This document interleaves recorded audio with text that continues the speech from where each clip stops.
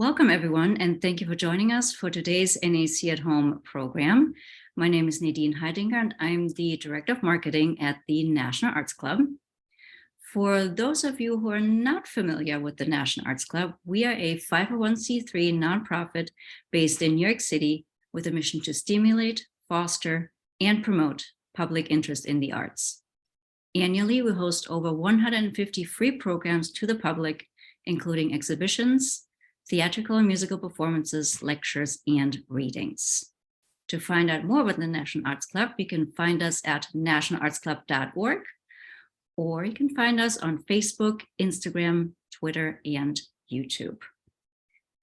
On behalf of our literary committee, it is my pleasure to welcome you to today's event featuring actor, comedian, writer, playwright, producer, musician, collector, and author of the memoir, Number One is Walking, My Life in the Movies and Other Diversions, Steve Martin, who will be in conversation with the New Yorker cartoonist Harry Bliss, who illustrated Number One is Walking.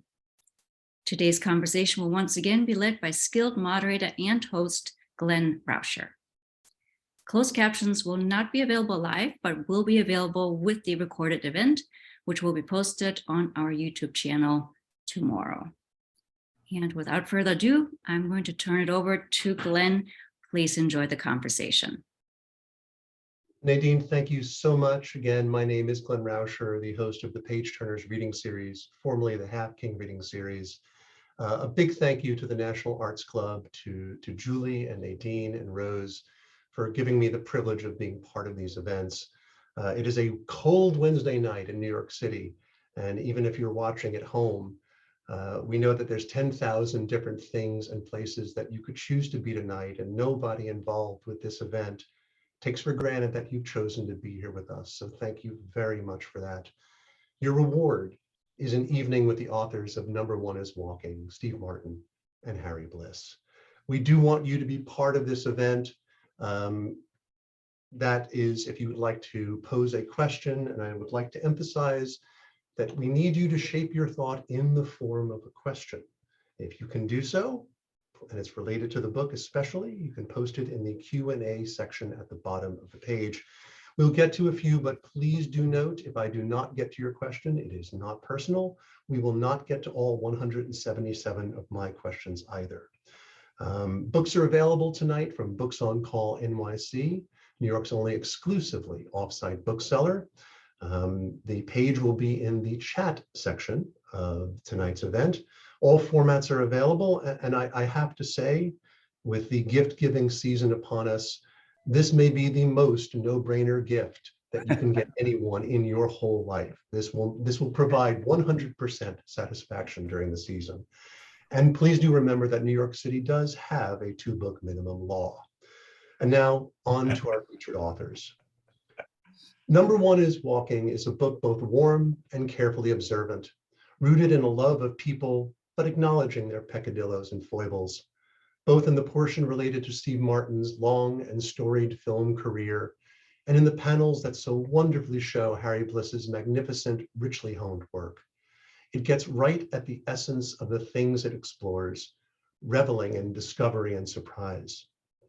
Harry's art constantly rewards close attention, with wonderful details and touches. Please notice the cat's reaction in the mansplainer cartoon that rewards you for looking over every square inch of every panel. There are Easter eggs galore and representations of characters that vividly express their physicality and personality. A splash of color tells a story, and then a blast of it takes your breath away. The work balances a classic comic style while never feeling the least bit dated. And in Harry's art and Steve's words about his career, you get a real sense of why we love watching and returning to Steve's best work. In the book, Steve relates how Mike Nichols described his career. You always aim high at something low. It's true, to a point, but what this book gets across is how much Steve cared about getting it right, whether high or low. And so often he did. Number One is Walking lures you from wanting to read about Steve's career and to view Harry's art, but it leaves you with a sense of sweetness and hope, of tenderness and absurdity, and finally a sense of deep friendship made utterly clear in these enchanting pages. Wherever you are watching from, please join me in welcoming Steve Martin and Harry Bliss. Hello, everyone. Hello, everyone. Everybody. Thanks, Glenn. Thank you guys so much for being here. I wanted to start off by asking first. Going into gallery view. Excellent. Sorry, back. I'm back. Right. We're all back. On a practical level, how did the collaboration come about, and how did it work between the two of you? It was a little bit serendipitous because years ago, I used to write captions for a cartoonist, and I'd score with some and wouldn't with others, and I enjoyed it. It was kind of a hobby, and then the cartoonist died, and that's a really bad sign for Harry. And so I didn't write cartoons anymore. And then I was at a cocktail party, and sorry, Harry, Francois Mouly, yeah, French. I don't get it. I don't understand it. I don't know anything. And I said, and she worked at the New Yorker. And I said, do you know anyone who might want to contribute writing cartoons? And she went, Harry Bliss. And I knew his work. I immediately knew it, and it turned out after the fact to be incredibly appropriate for my sensibility and my involvement in art and drawing. It's just exactly what I like, and he brings. Well, I won't go into the details of. He brings details to these things that I can't describe, that he can describe. Like you say, the cat in the mansplaining cartoon. We should show that later, so it's not a mystery. Is that possible? I think it's possible. I will as we talk. We put a man on the moon. We should have that. I should have had that ready. Anyway, it doesn't matter. But Harry, now you go. Yeah. Yeah, they can see it in the book. It gives them something to look forward to. Yeah. Okay. Yeah. Yeah, I don't have much to add other than I could just say that I, as an artist, and I haven't collaborated a lot in my life, but working with Steve, the fact that he appreciates the drawing and is very specific and articulate about relating artists that we both like in some of the drawings. He may see a cartoon or something and say, this reminds me of a Homer, or elements of this remind me of a Martin Lewis print. So, and that kind of thing is rare, actually. So I really appreciate, Steve appreciating me. And I did pull up on screen, you talked about your caption writing, Steve, on this particular slide that we have up here, which is from later on in the book, The Dark Underbelly of Cartooning. Right. Now, this is a really lovely example of both the collaborative process, some of the absurdity of it, some of the looking back at sort of a classic idea of like meeting in a dark alley and trying to find an answer. Is this something that you both feel accurately sums up the collaboration and the way you look at it? Not at all. No, this is a fantasy. I think when we had talked about doing this type of book and just doing strips, Harry has a lingo that I don't quite understand. This is a strip, right, Harry? Where yeah, that's like page 1, page 2, with a sequential story. And I just remember lying in my bed one night, just fantasizing about, like you would buy a drug, you would go to a part of town and buy a caption. You wouldn't get a drawing, you just get the caption. You'd pay $50, I think is what I said. And it's all very mysterious. And I felt it leaned into Harry's abilities with noir. Yeah. Because sometimes there's some cartoons in the book that are just so noirish with cops and night scenes in the car. And so this just developed. And then to pay it off, we needed a cartoon. And I had just sent him the caption, I just blow dried the cat.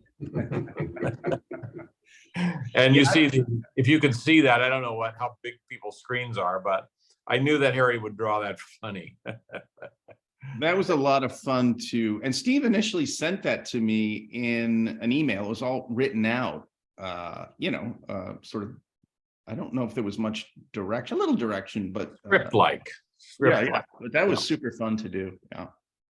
The book is split between the initial section, which talks about Steve's career in film and the movies, and Harry's portrayal of that in art, and individual panels that are much more like Harry's work outside of that. How do the two of you decide how much to include of each, and how to structure the book, and how much changed from the original conception of it? Do you want to go, Harry, or me? Yeah, I mean, I think that what we initially decided when we did the first book, A Wealth of Pigeons, which was essentially mostly cartoons, and there are a few strips in there. So we set up a little bit of the strip, which I love doing. But, in a perfect world, this would have been a full book of strips. But to be honest with you, it's a lot of work on my end. I mean, it's just there's so much drawing involved in those. And I'm not a traditional caricaturist. So it would have taken me probably another year or two to flesh out an entire 300-page sort of book filled with anecdotes. So we thought we would have, half the book be anecdotes would work, and then the other half we could have these cartoons that we both collaborate on as well. Is that an accurate kind of description? Well, I think actually, our first book was all cartoons, and then we had the idea to do anecdotes from my career, but we didn't want to leave out the cartoons because we actually love our cartoons. Yeah. The thing about drawing cartoons and strips in this type of book, if you're doing a comedy movie, if you're having a public, prose written, you can get feedback.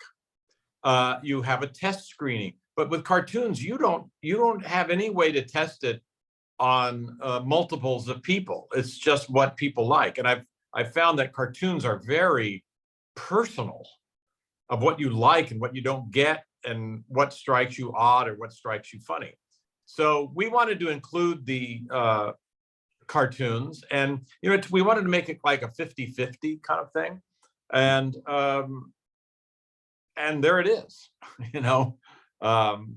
Yeah, the cartoons are it's tough to leave those out, to be honest with you, because like Steve said, they're a lot of fun, and we'll flip through them and just we don't want to leave them out.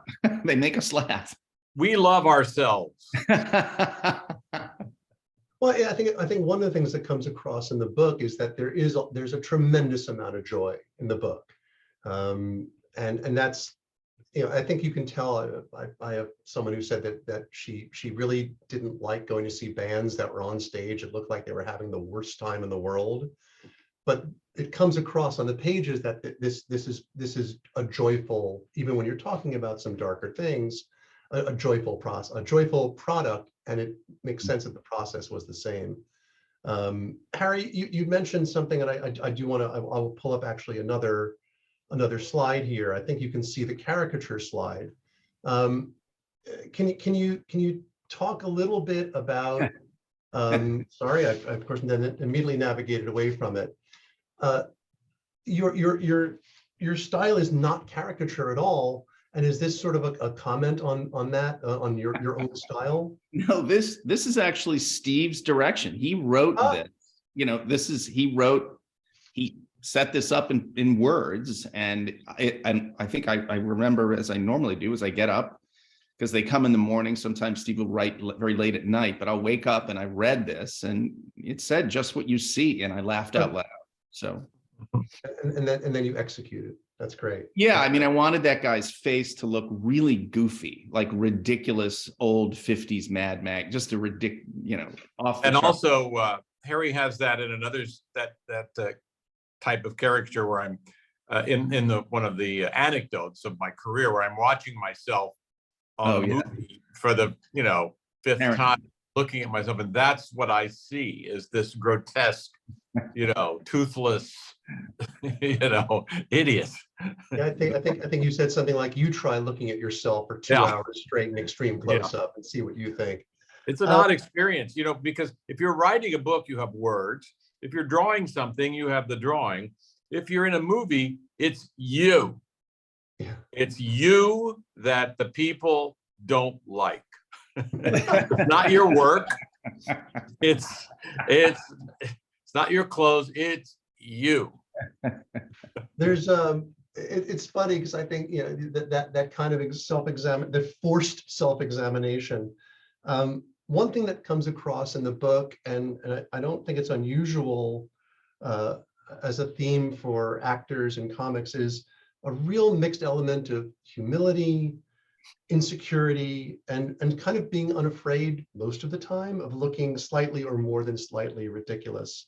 How have these elements, if they are true about you, helped or hurt your career? Because I see you wrestling with it in the book. I think of myself as easy to work with. Hmm. And I like that. And I've worked with people who are difficult. And I just sort of put my head down and thought, I'm not going to be defeated by this. I'll just do my work. And I wondered, would my work have been I'm sorry to talk about my work, but would it have been any better if I'd been a prick? If I'd yelled at people and demanded things. And I don't think it would. I think the result was kind of the same. So it's a choice you make, and maybe it's not a choice some people can make. They're just in bad moods a lot. But I just, in comedy, you want it to be light on the set. You want to laugh yourself. You don't want to finish a scene and scowl at the director or the other actor. It's all about encouragement. And, encouragement and discouragement, I feel, result in the same. Either if you're discouraged, you get angry and you achieve your best. And if you're encouraged, we kind of do the same. And I think it's also hard for people who come to it with a lot of negativity to know that they're doing it. It's just the way they are. I think that's true. Yeah, I found that you always hear that people, when that so-and-so person became famous, they turned awful. And I say, no, I'll bet you they were awful before. I think it's sort of like, I've heard it saying, like, if someone wins the lottery and they were an asshole before they won the lottery, they're probably going to be an asshole with money. Yeah. Your relationship, the two of you, it's pretty clearly, just from the brief time we've talked, and also obviously the work in number one is Walking. It's really obviously a relationship of a lot of affection, but you also in the book poke some gentle, mostly fun towards each other and the disconnects that you have. Where do the two of you really harmonize, and where do you just not? Yeah. Well, I'll tell you, I think we really harmonize with work. We agree. One of the assets of collaboration is the willingness to let something go and play off the other person's idea that builds on your idea. Your idea may be brilliant and you might fight for it, or you might nudge your way to that, but also that contribution that each person makes is building a little mountain. So we get along well, especially professionally. I work with Martin Short. We get along personally, but we also get along professionally, because we'll talk, oh yeah, I know that. We won't do that. Move that over here. And everybody goes, yeah, I think that's right. And that's kind of what we have. In the first book, I described Harry as a perfect collaborator because we never see each other. Steve, you're also, the thing I love about working with Steve is he's not a prick. He's very nice. And he's really good at working with me, because we both want the same thing. We both want to create something that is funny and looks great. So yeah, early on, Steve said, you can tell me if you don't like something. I have no ego when it comes to this sort of thing. And that was a huge thing for me to hear from him. So, Of course, nobody has no ego, but well, you know what I mean. yeah. Yeah. And the thing is, I was going to say something so wonderful, and then it escaped my. Get it back. Good, Harry, I'm sorry. I'll get it back. Get it back, man. All right. There's also kind of a nice dovetail to that comment that's in the book. I think it would be, I don't think either one of you would ever set out to do this, because the book doesn't, to do the opposite of this, excuse me, the book doesn't always in each panel make Steve out to be a hero in each scenario, or even very admirable. I'm thinking about the Jerry Springer encounter in the book. Was it important to include that aspect as well, to let people know that it was okay to look at this whole? The shameful thing about the Jerry Springer story is that it's absolutely true. And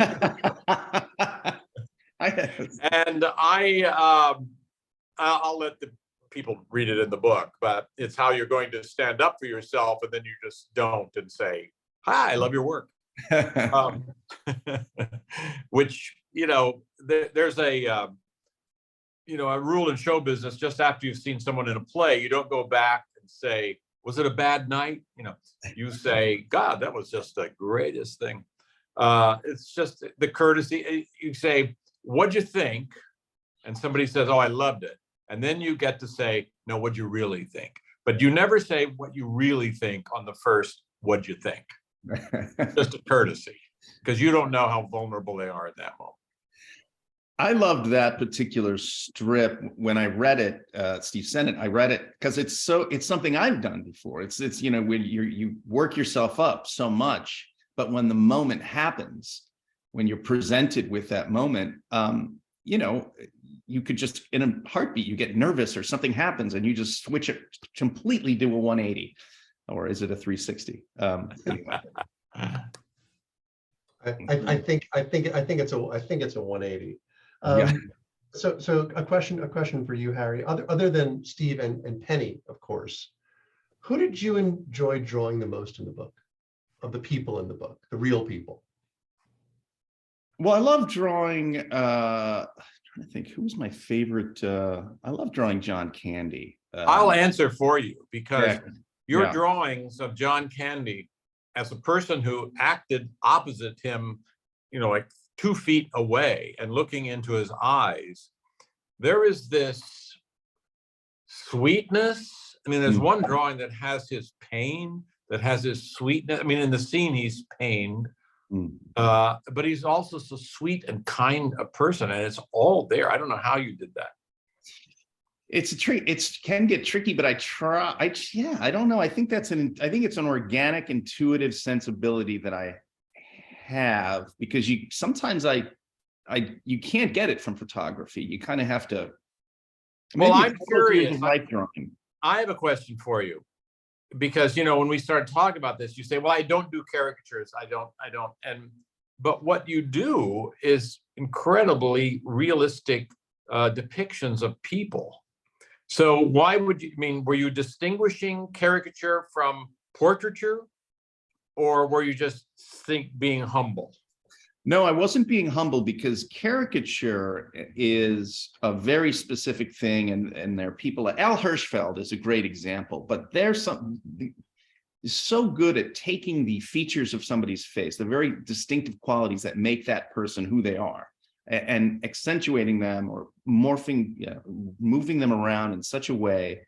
I can't do that. And in those drawings of, say, Diane Keaton or even John Candy, they're portraits. And that's what I was kind of trained to do at a painting academy, essentially. So, but I still, caricatures, I wouldn't say any of those are caricatures.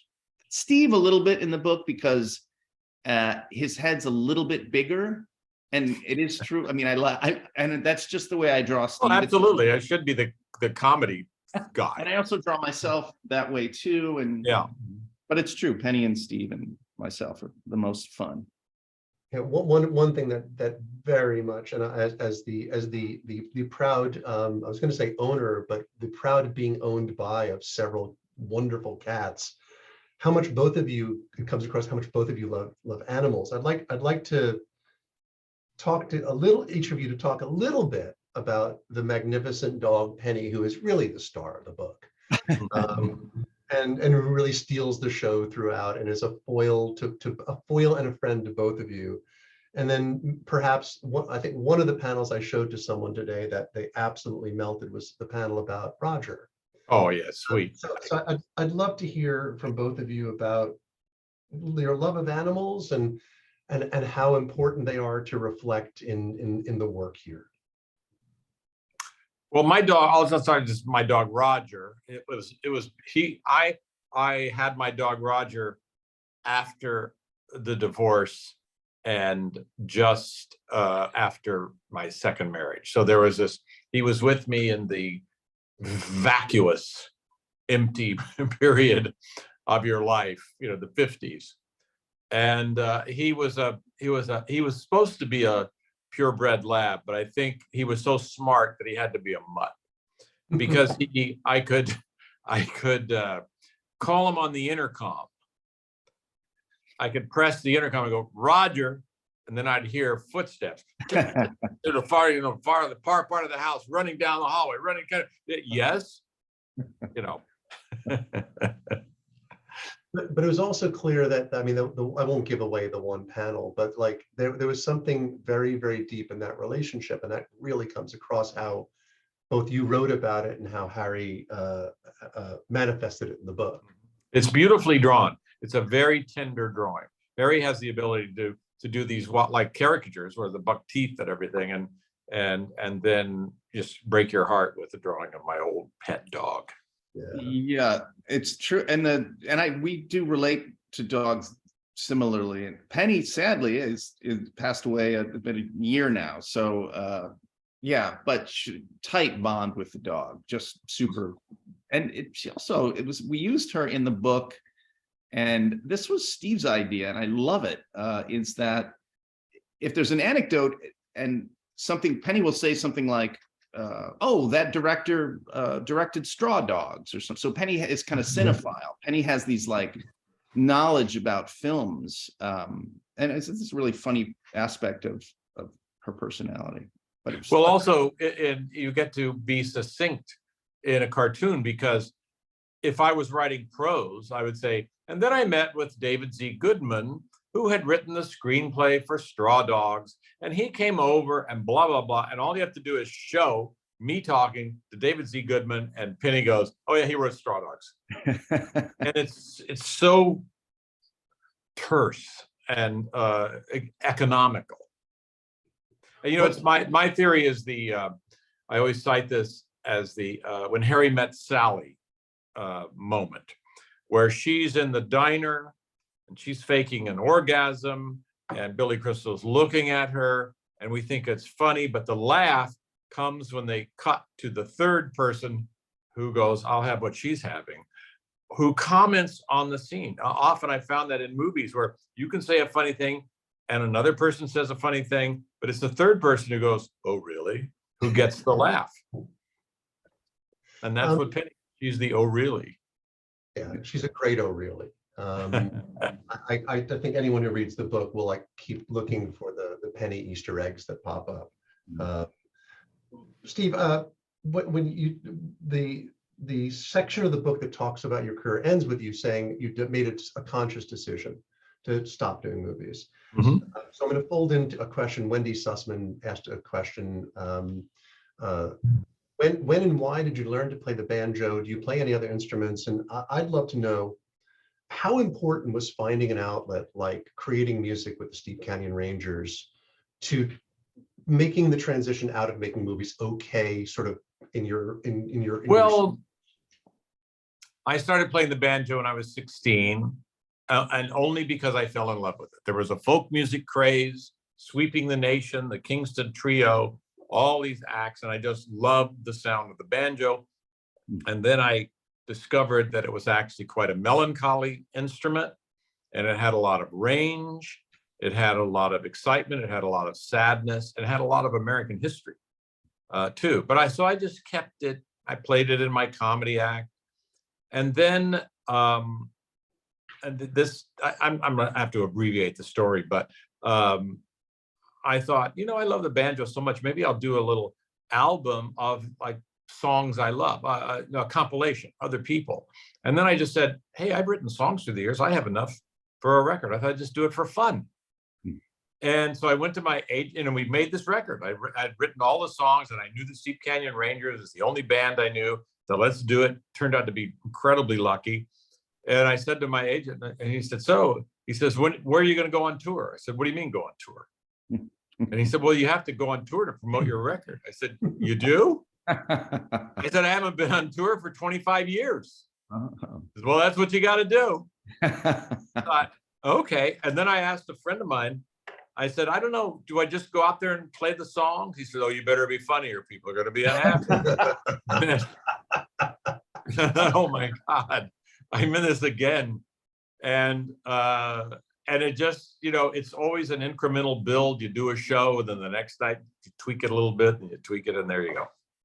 Glenn, I have to say, I have to just interject one thing, because I had the privilege of sitting next to Steve in his apartment with my wife Sophie, listening to him. We were waiting for them to set up. They were doing an interview thing, but he was playing the banjo, and just the depth of that instrument is just, I'd never heard it like that before. And everything Steve said about the nuances of that instrument, it's just unbelievable. I'm super jealous. I don't know how to play it, but it's super great. I mean, I think that also kind of speaks to the fact that you could do something other than the thing that people knew you for doing. One of the things that comes out clearly in the book is how varied each of your interests and curiosities are. And I think curiosity is a key word as I was reading the book. How does that contribute to each of your art? Well, people say, gee, Steve, you do so many things. And I say, well, I don't have a job.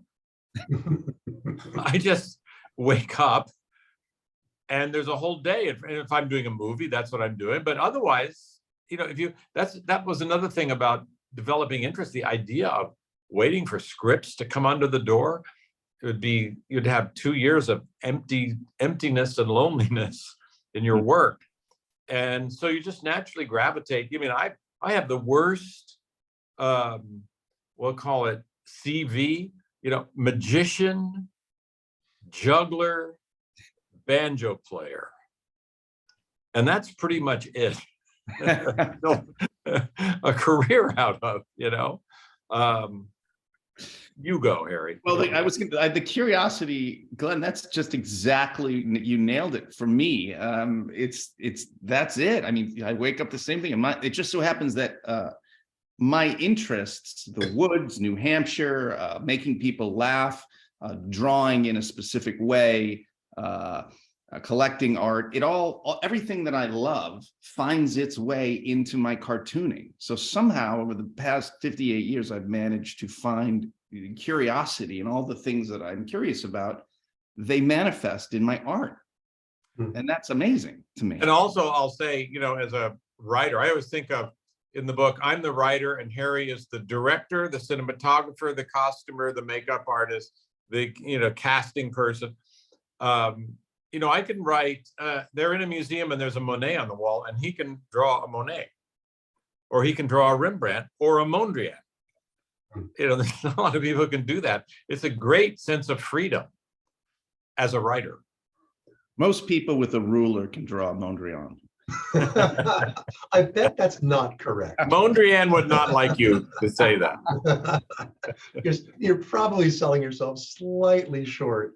They can imitate a Mondrian. The later work. I'm speaking purely the later work. Okay. We are at the National Arts Club. We should get some art talk into this at the very least. Anu Sharma McGee wanted to ask you, actually, kind of, I guess I can make this for both of you.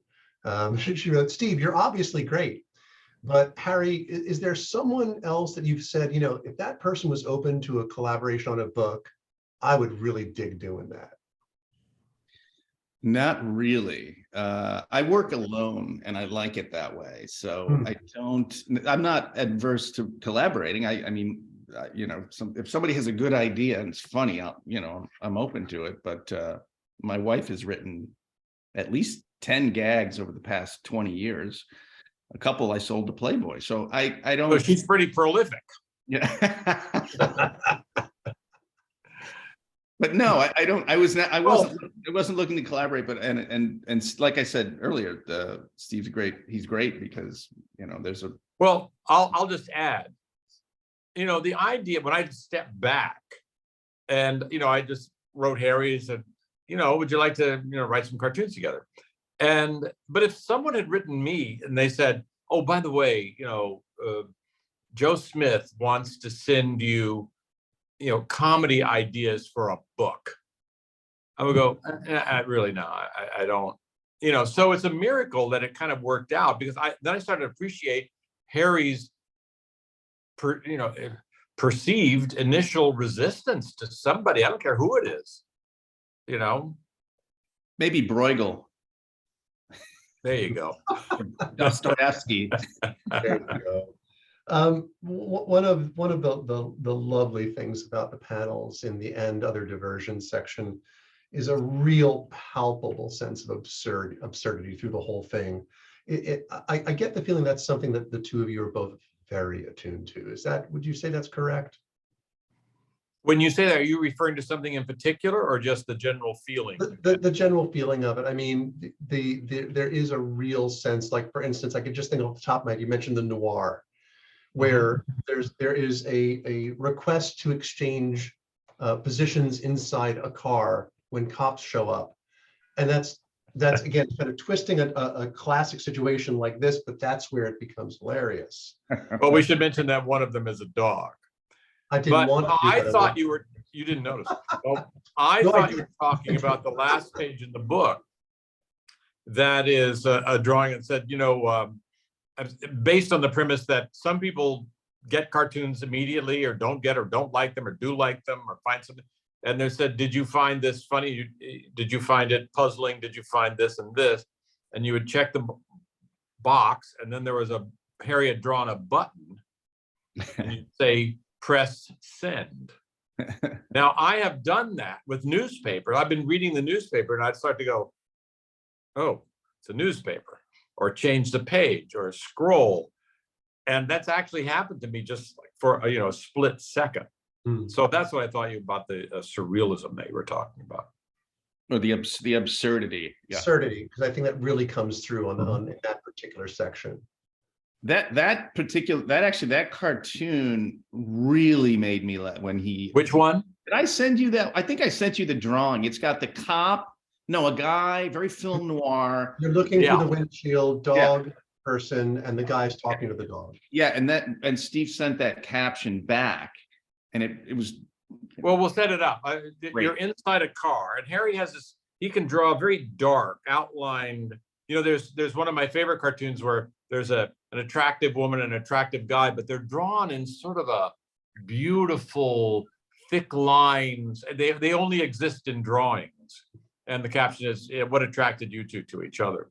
But in the car, you're inside the car and it's dark, and the headlights are illuminating some cops, and there are like 40 cops. Walking toward the car, and in the driver's seat is a gangster. Clearly, I shouldn't say that, but he looked like a gangster, would look like in my head. And he says to his dog, "Quick, change seats with me." So to me, the joke is when the cop comes over and he's talking to a dog who's driving.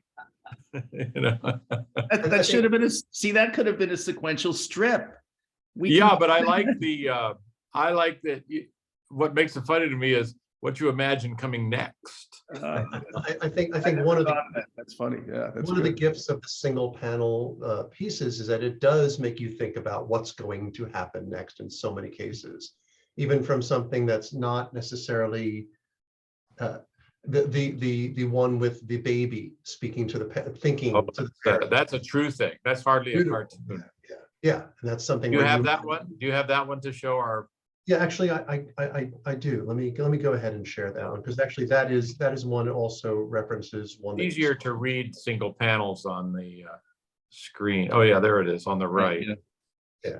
So the reason why, let me go to that real quick. And the reason why I grouped these two together was that there's one of the things that the book gets across is a real sense of needing to connect to other people. And I think both in the beautiful section about John Candy, which you guys spoke to so eloquently before, but also in that like kind of a lifelong story in one panel on the right. It really speaks to how much like we are bound to each other. The book really brings that across, no matter how absurd it gets at any point. These are beautiful panels, both of them. And look at how skillful the drawing, beautiful and sensitive the drawing is. Like I couldn't even outline that cloud. And for go ahead. I'm sorry, Harry. I was going to say, when I think about my love of anything in the world, other than I guess my dog and my wife, but it's drawing. I'm a drawing fanatic. Absolutely, I collect drawings. I'm obsessed with drawing. So other than it's nice that I can draw well. So there's obviously thousands of people who have come across each of you in your lives, and I know that you had to decide who to include in this book and who not to. And obviously, someone like John Candy demanded, because of how you experienced him, to be in the book. How did you decide who to include, and was there anyone really painful not to have represented in the book? Yes.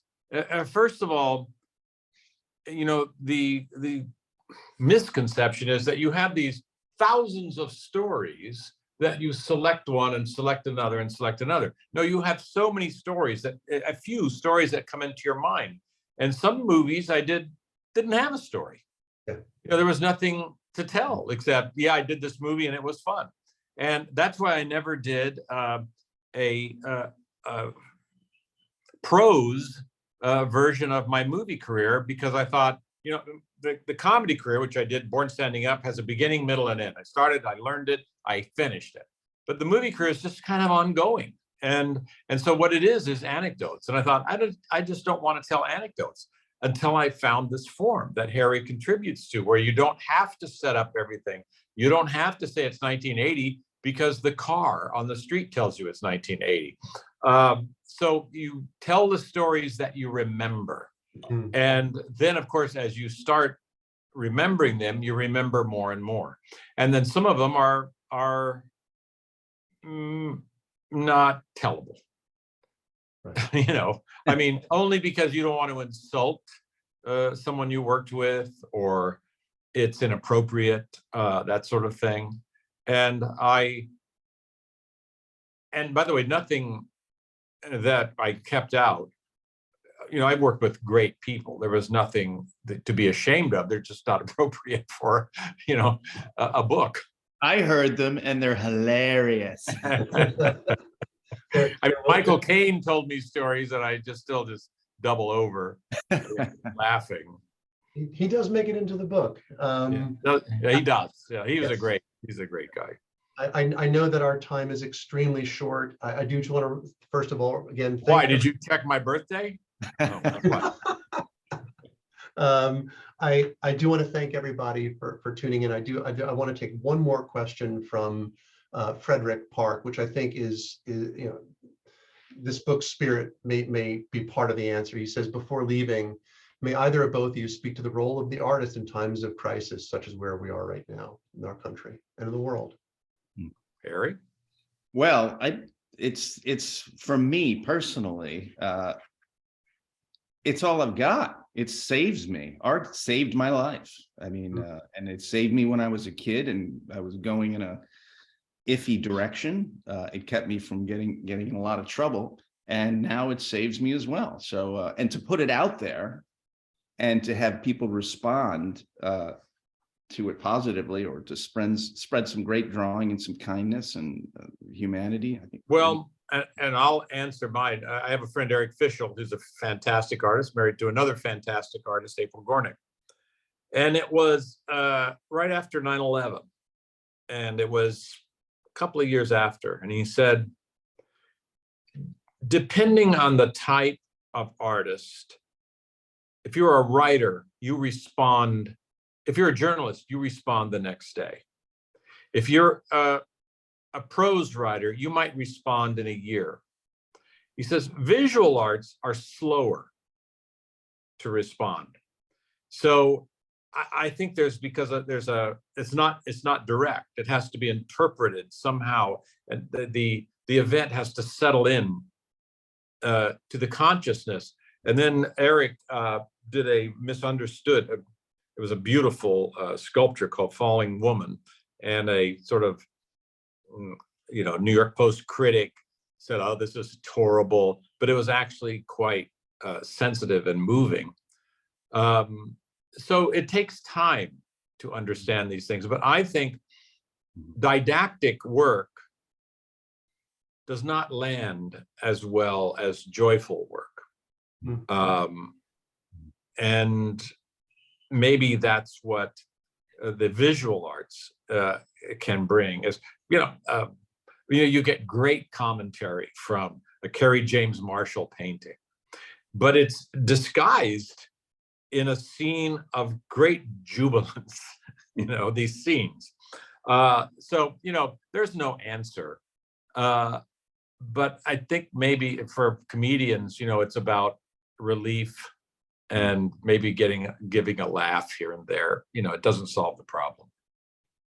So this book is indeed a joy, and I want to thank both of you so much for this conversation and taking the time that you had available and spending it with us. So thank you both very much. Thank you, Steve. Thank you. I really enjoyed it. Thanks. See you, Glenn. Harry. Thank you. See you, Steve. Bye. Thank you, everybody. Bye. Have a wonderful Bye, Glenn. evening. Thank you. Thanks so much. Bye.